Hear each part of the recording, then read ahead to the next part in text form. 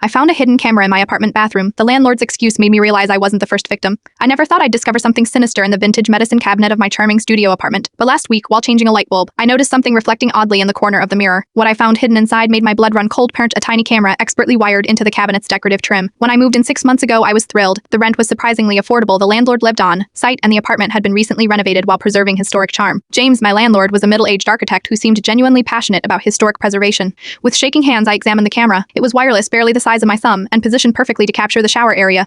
The thought of someone watching my most private moments made me physically ill. I immediately called my friend Ty Est, who works in cybersecurity. She confirmed it was a functioning camera with wireless capabilities and helped me search the rest of the apartment. That evening, I confronted James with the camera and my friend beside me as witness. His reaction wasn't what I expected. Instead of shock or denial, his face showed resignation. It must be from the previous tenant, he said too quickly. She was paranoid about break-ins and installed security everywhere. I thought I'd removed all her modifications, Maya immediately pointed out. This is a current model released just last year, and it's hardwired into the cabinet pair, not exactly a temporary tenant modification. James's face flushed. Look, I can refund your security deposit if you want to move out. These old houses have quirks. Sometimes previous renovations turn up unexpected surprises. Something about his rehearsed response made my skin crawl. I filed a police report that night. The next day, I knocked on the apartment across the hall. Sarah, a graduate student, listened to my story with horror. Then she showed me something on her phone, Bird, a neighborhood social media group, where just last year, a woman had posted a warning about finding a camera in her bathroom at my exact address in a different unit. Over the next 2 days, I connected with 3 former tenants, Bart, all young women who'd lived alone, all who'd left suddenly despite signing year-long leases. One had found a camera in her bedroom air vent. Another had begun experiencing unexplained anxiety about being watched. The third had confronted James about strange noises in her walls, only to have her concerns dismissed as old house settling. All had accepted returned security deposits and quick releases from their leases in exchange for silence. The detective called yesterday. They'd executed a search warrant on James's house and computer. What they found was worse than I imagined.